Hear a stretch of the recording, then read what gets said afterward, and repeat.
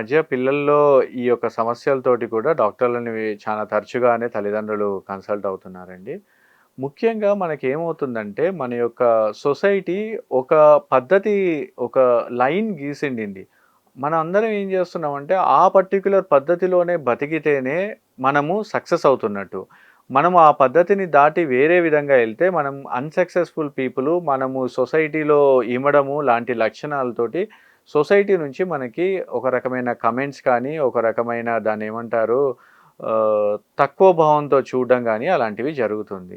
దీనివల్ల ఏమవుతుందంటే ప్రతి తల్లిదండ్రులు మా పిల్లాడు కంపల్సరీ ఈ చదువులో ఫస్ట్ ఉండాలి. తనకి లక్షల కొద్దీ డబ్బులొచ్చే ఉద్యోగం ఉండాలి. వీలైనంత త్వరగా ఫారిన్ వెళ్ళాలి. అక్కడ ఒంటరిగా బతకాలి. మనం ఇక్కడ ఎలా ఉన్నా పర్లేదు.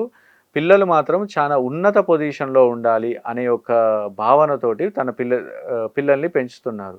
పిల్లలు గూడా సేమ్ అదే భావన కరెక్టేమో, నేను గూడా కంపల్సరీ ఉన్నత చదువులు చదివేసి కంపల్సరీ ఉద్యోగం తెచ్చుకొని ఫారిన్‌కెళ్తేనే నా యొక్క లైఫ్ సక్సెస్‌ఫుల్, లేదంటే అన్‌సక్సెస్‌ఫుల్ లైఫ్‌ని లీడ్ చేస్తున్నామనే ఒక భావనలో బతుకుతున్నారు. యాక్చువల్‌గా బ్రతుకు యొక్క ఆ యొక్క స్వీట్‌నెస్‌ని, బ్రతుకు యొక్క ఆ యొక్క యూనిక్‌నెస్‌ని అందరూ మిస్ అవుతున్నారు.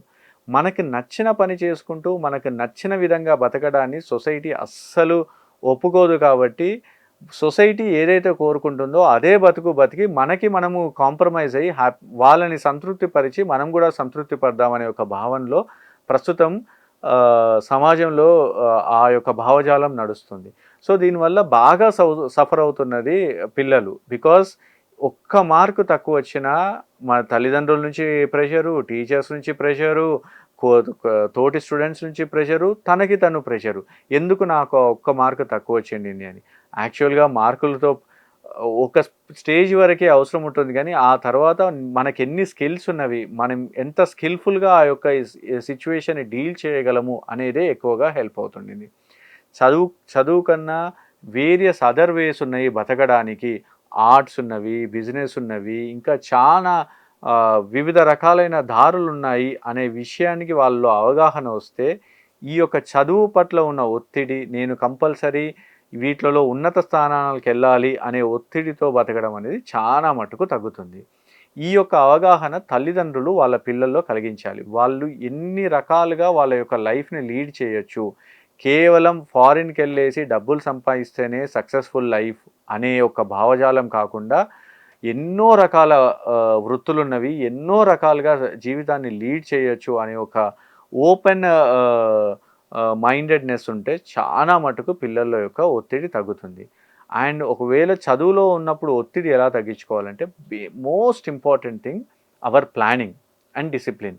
కంపల్సరీ ఎవ్రీడే మార్నింగ్ ఆ డేని కంపల్సరీ ప్లాన్ చేయాలి. ఈరోజు నేను ఎలా చేయాలి? ఎన్ని గంటలకు లేవాలి? ఎన్ని గంటలకి కాలేజ్‌కెళ్ళాలి? ఎన్ని గంటలకు కాలేజ్ నుంచి రావాలి? ఎన్ని గంటలు చదువుకోవాలి? ఎన్ని గంటలు ఆడుకోవాలి? ప్రతి పనికి ఒక స్కెడ్యూల్డ్ ప్లానింగ్ గనుక మీరు చేసుకుంటే, ఈజీగా మీ యొక్క చదువుల్ని మీరు అనుకుంటున్న గోల్స్‌ని చాలా ఈజీగా రీచ్ అవ్వగలరు. ఆల్వేస్ గుర్తుపెట్టుకోవాల్సింది ఏంటంటే, we have to live in the present moment only. Don't live with the past and గత యొక్క స్మృతులతో పాత అనుభవాలతోటి బాధపడుతూ బతకద్దు. ఫ్యూచర్ లైఫ్ గురించి టెన్షన్ పడుతూ బతకద్దు. ఈ యొక్క క్షణంలో బతికేస్తే చానా ఈజీగా, ప్రశాంతంగా బతకగలరు.